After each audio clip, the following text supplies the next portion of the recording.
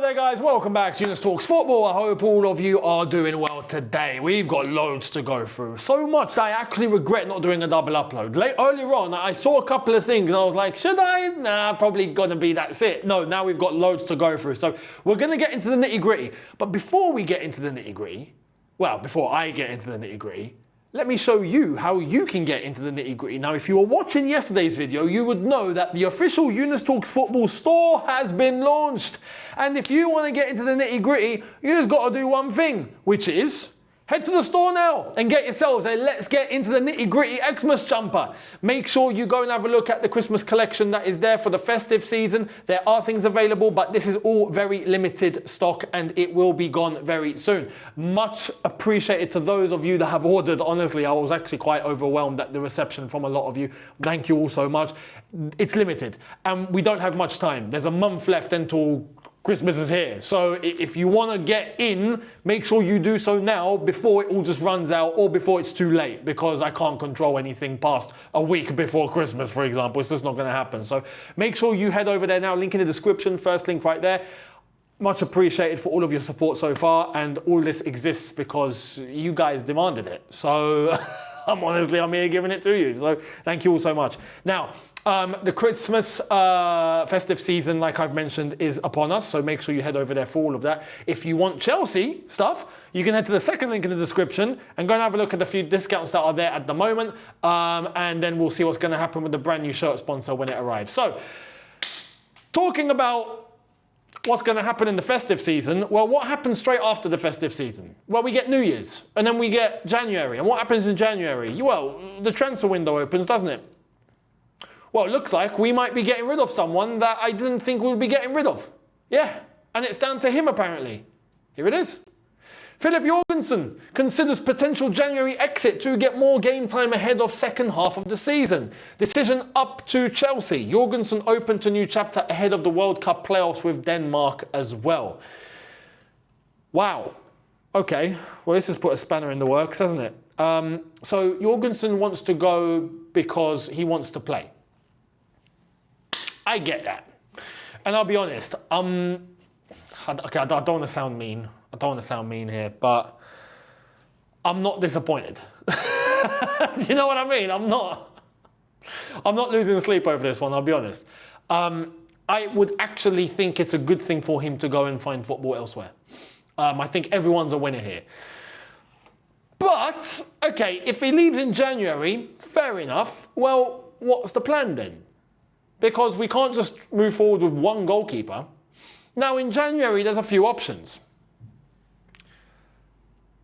Mike Maignan will be available to sign on a pre-contract for free. Yeah? But just, I don't want to burst anyone's bubble, but signing him on a pre-contract on a free transfer wouldn't be so that he moves in January. It would be so that he moves at the end of his contract, which is in the summer. So I don't think that's happening. As much as I want to, and as much as I feel like, you know what, yes, I would take him. Even if it meant that he's competing with Sanchez and then we get a new number one, so be it. Sanchez has done well recently, I've got to be honest. He's not kicked up any mistakes. He's not done any blunders. He's been good. He's been good. So the more the merrier from him. But Chelsea, I think, would have to pay money if they wanted Maignan in January. And we already saw what happened there. They didn't even want to pay above 20 million. So that's that. The other option would be to recall Mike Penders from Strasbourg. Now, that would mean interrupting his current loan at Strasbourg, where he is playing every single game. Because if he comes to Chelsea, he's not going to be playing every single game because Sanchez is going to be playing every single game, except for the odd cup competition here and there, which means Penders is going to stop playing, which is kind of not what we want right now, because Penders could end up coming in as a new number one, but not in January. So I got to be honest and tell you guys what I think is going to happen. I think Slonina is going to get himself promoted. I think Slonina will be the new number two. If we sell Jorgensen, what I think is going to happen, Slonina walks in, done. Sanchez, Slonina, and we move forward. That's how I think it's going to go down. I'm just telling you what I think is going to happen. Like I said, if it was up to me, Mike Maignan, please. Some people are actually not too fast over Mike Maignan, and fair enough. I just think that, you know what, I reckon we can get some good stability with him. But it's like I said, this was also based on Robert Sanchez in terms of how he was playing. How he has been playing lately is much better. Much better. So I also want to give the benefit of the doubt and go, you know what, Sanchez, keep it up. But if we get any more blunders from him, it's going to be, all right, here we go again. Do you know what I mean? So I don't know. But what I think is going to happen is Slonina is going to come in as number 2 if we do get rid of Jorgensen. So what do you think? Let me know down below. What do you think is going to happen? And what do you think should happen if you were in charge? What would you do? Let me know. I'd love to hear. Now, we got to move quick. If not, we're going to be here for an hour. The latest on Cole Palmer. It's good news. Palmer has returned to the grass at Chelsea's Cobham training ground and will step up his work as long as he does not suffer any setbacks to his recovery. On top of this, we've actually got this update. It has been noticed inside Cobham that Cole Palmer has spent his time wisely in the gym while he has been injured, which has been noticeable in a change of physique. Yes, Cole Palmer is absolutely massive.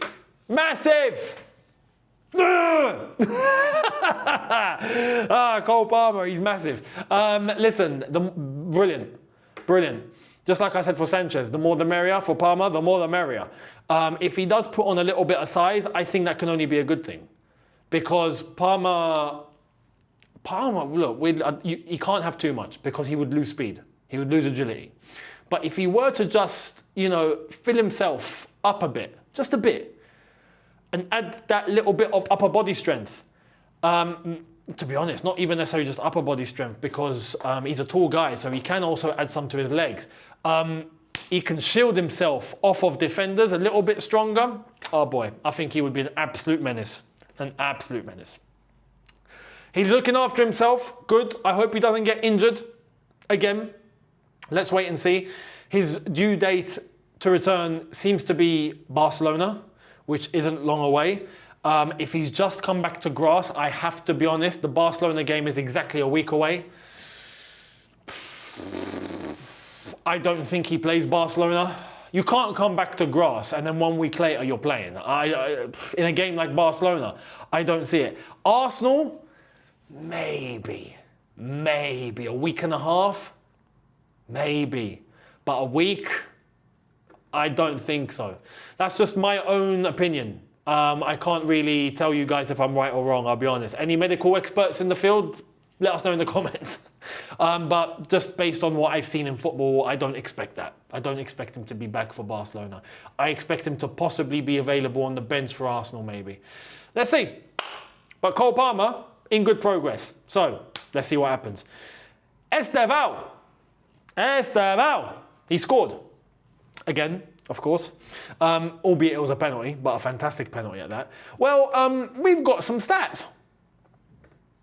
Vinicius, please step outside. We need to have words. Estevao is now just 3 goals away from equaling Vinicius Jr.'s goal tally for Brazil's national teams. Estevao has 5 goals in 11 matches. Vinicius is on 8 in 45 matches. Nah. Bruv, is Vinicius sleeping when he goes on international duty or what? Like, does this guy actually play? He just appears and disappears? I don't know. What's Vinicius doing when he shows up for Brazil? Does he just walk on the pitch then head off to have a chat with a fan? Or is he trying to hit on anyone every game? Or what's going on? I don't understand. That's outrageous. 8 goals in 45 games is atrocious. Atrocious. Estevao though, 5 and 11, he's creeping up. Listen, this is why Estevao took the pen. Yeah, Vinicius is not reliable. Vinicius is a liability. And I've got to be honest, and I've said this before, I think Vinicius is overrated. Doesn't mean he's a poor player. He's not a poor player. Vinicius is a good player. But Vinicius, no one can honestly tell me Vinicius is Ballon d'Or worthy. Get out of here, man. What is this? For what we knew what Ballon d'Or worthy was, now we're actually saying, no, Vinicius is Ballon. No. There's lack of top footballers around that all we're left with are players like Vinicius. And we're like, okay, it's a scratch on our head. It's got to be Vinicius, isn't it? That's not how it works. Now we've got Estevao on the block. Yeah? Estevao on the scene. You watch. Give it 2 years. 2. Yeah, I saw a thing. Apparently at Chelsea, they're looking at him and going, in the next 3 years, they expect him to be top 10 in the world. Get out of here. Top 10? Mate, he's close already. Give it 1 season, he'll be top 10. In 3 years, he'll be competing for the Ballon d'Or at the rate that he's going at. Now, I don't want to put too much pressure, but I can't help but look at the flipping talent the kid has. It's unbelievable. This guy is unreal. If he keeps going in this direction, listen, 3 years, he'll probably win the Ballon d'Or. The way he's going, he's a phenomenal, naturally gifted footballer. There's just no words. So just look, yes, we have to allow him to work, let him get on with it, right? Be patient with him, but at the same time, what a flipping specimen. You know, Vinicius, average. Simple as that. That's going to trigger a debate in the comment section, and I'm all for it. This is what football's about. It's about opinions and it's about takes. So let us know what yours is down in the comments. Much appreciated. If you agree or disagree, I'd love to hear. Now, what I'm about to show you is wild. This is not. I can't believe this is happening. No. I actually cannot believe this is reality. Okay, hold on to your seats for this one, ladies and gentlemen. Please hold on. I don't want you to fall off and smash your head against something. Please hold on, because you will fall. If you're not holding on, you will fall. I promise you. Yeah? Do you trust me? We've got a relationship. We've known each other for a very long time now, right? Do you trust me? Hold on to your seat. Please. Here's why. Paul Winstanley and Lawrence Stewart have been nominated for the Best Sporting Director at the 2025 Globe Soccer Awards.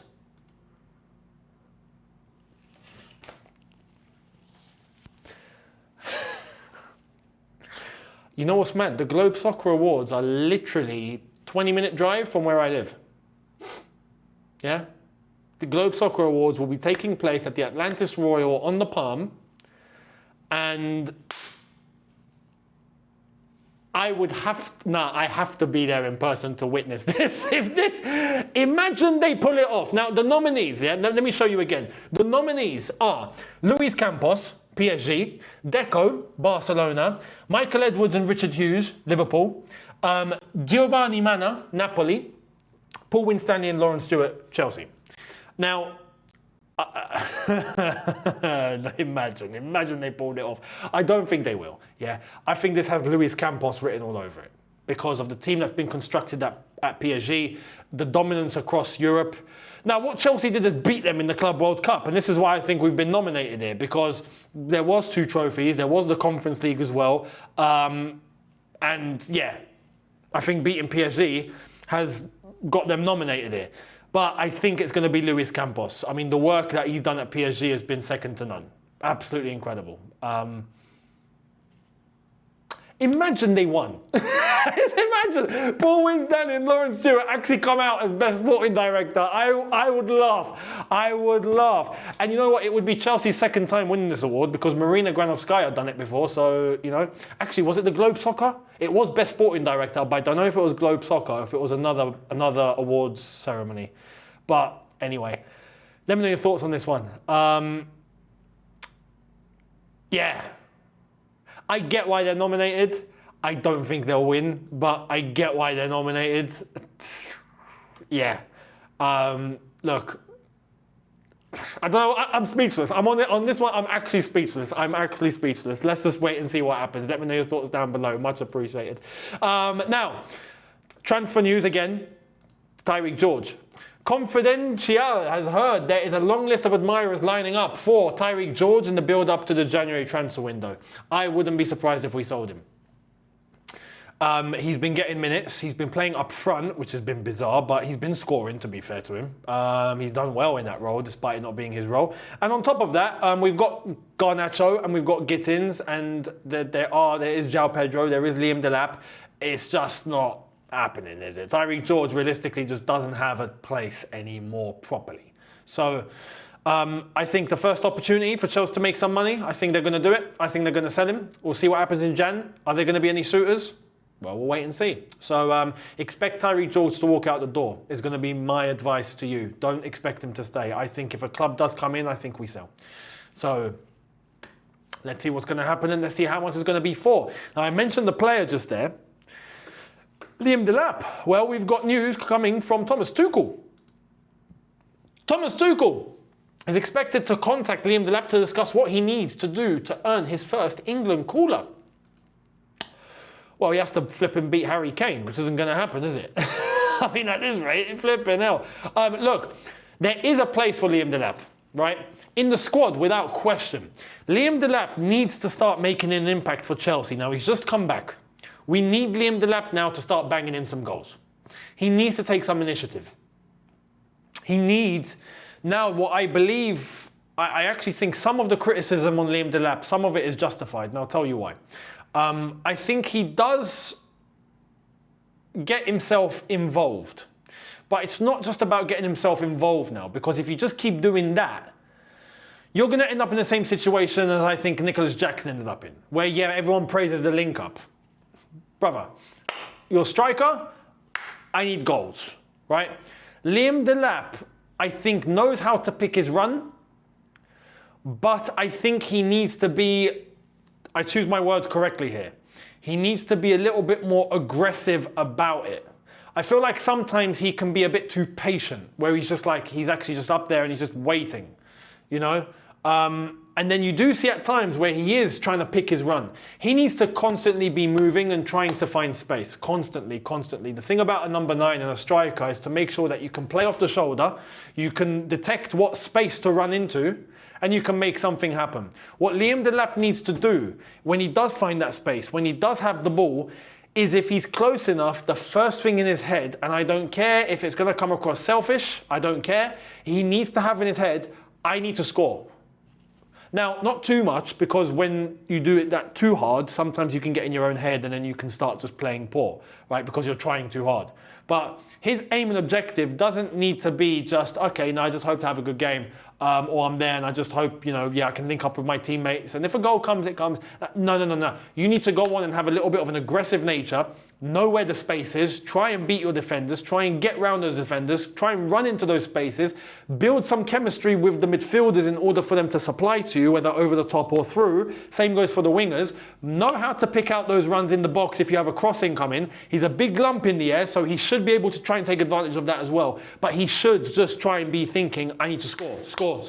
If he gets the opportunities on the edge of the box, he just needs to shoot. I am honestly going to be okay if I see Liam Delap just trying to shoot, when even if he's got an option that's not too close, if you've got an option then it's obvious pass to him. But if you have an option, say for example to cross the ball in or to try and get it through, but you also have the opportunity to shoot, you have license from me, shoot.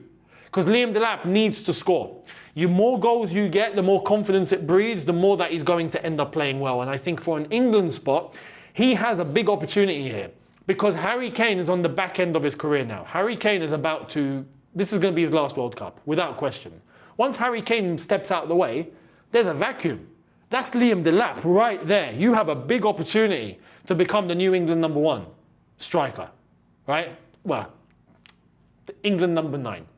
You have that chance. So I hope that he does really, really well. Let's wait and see what's going to happen. We've got Burnley. I think he'll start and I think he'll play. I expect him to score. So let's get it up and running, Liam Delap. Time to get you on the score sheet, my man. Time to really get you on the score sheet. Just how, you see at Ipswich, how he had that, he looked relaxed, but because he was relaxed, he was powerful, right? He needs to have that same nature at Chelsea. You know, where he has that little bit of ego. There has to be a bit of ego. If you're number 9, you need to have some ego. You need to have some threatening nature about you that defenders can look at you and go, ah, flipping hell, man, he's trouble. You need to have that. And I think he has that. I think he needs to tap into it a little bit more. So let's see how it's going to go down. Burnley, Saturday. Preview for that, by the way, Friday. So make sure you guys are here. Now, I want to show you something. This is actually really, really interesting. Arsenal. Look at their current injuries. Gyökeres, Gabriel, Jesus, Martinelli, Havertz, Odegaard, Madueke, Calafiori, Gray, Davis, Kulusevski, Solanke, Maddison. This is Spurs as well, by the way. Maddison, Takai, Bergvall, Kudus, Jorgensen, Muani, and Bissouma. Now, Arsenal here, they got 1, 2, 3, 4, 5, 6, 7, 8 And for Tottenham, 1, 2, 3, 4, 5, 6, 7, 8, 9, 10, 11. Do you see how many injuries there are? Now look at Chelsea's injuries. Now, do you understand why we rotate? I have to make this point. Now, I agree that the rotating is too excessive, but you can understand from the nature why it's done. So for the people that go, don't rotate at all, that's the situation we'd end up in if we didn't.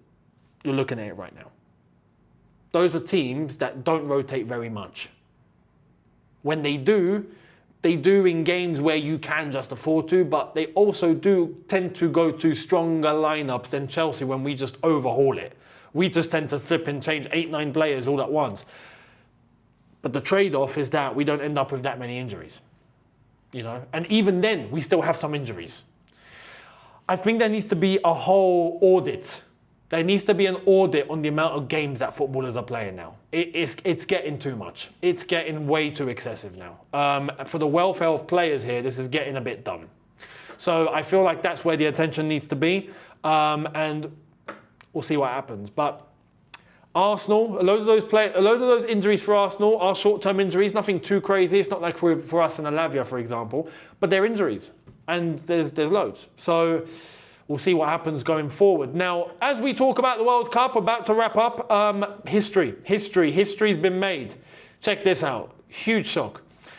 Jamaica drew 0-0 yesterday to Curaçao, and Curaçao have qualified for their first ever World Cup.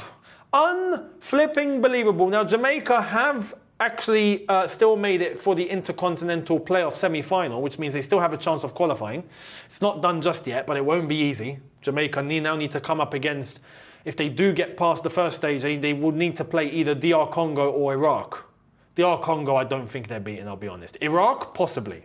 But Curaçao, a country of 156,000 people, have qualified.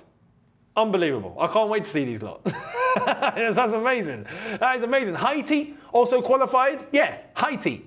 I know, it's mad. Well, let's go through it. Here's the countries that have qualified. And the pots have now been determined. So we've got England, obviously, in pot 1, with the 3 hosts and all the other big countries.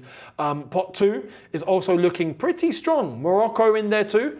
Croatia, some good countries there. Senegal, Iran, South Korea, Austria, Ecuador, Australia.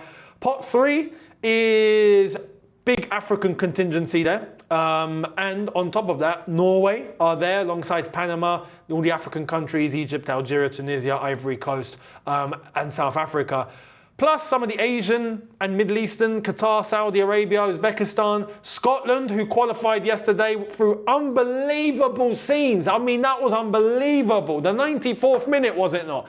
McNeil, unreal finish. And then they scored a 4th when he hits it from the halfway line. It goes over Kasper Schmeichel. Unbelievable scenes. But big ups Scotland. Scotland have made it. And then pot 4, Jordan, Cape Verde, Ghana, Curaçao and Haiti. I mean, Ghana, what are you doing in pot 4 is my first question. But at least you made it.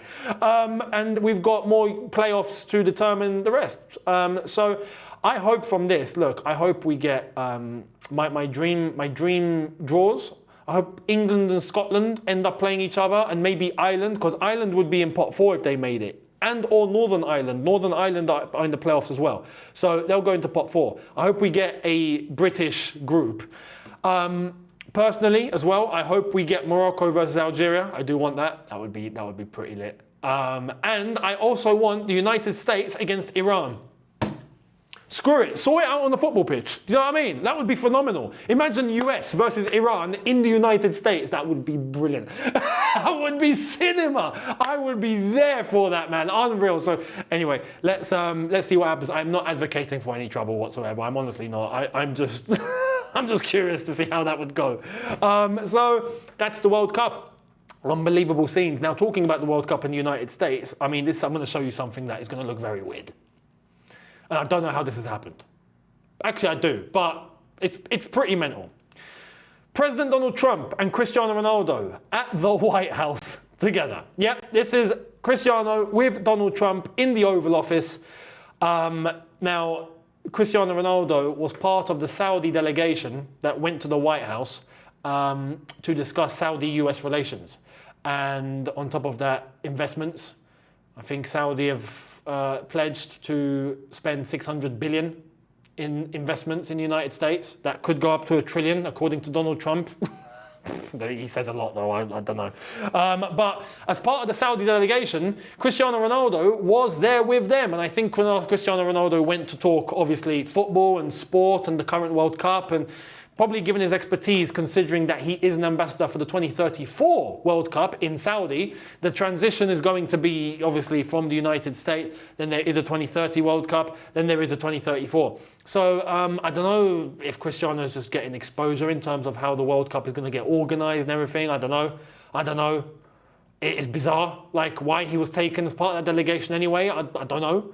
Or maybe Cristiano just wanted to have a word with Donald Trump. And he's just like, listen, take me with you because I need to have a word with the geezer. Yeah? I don't know.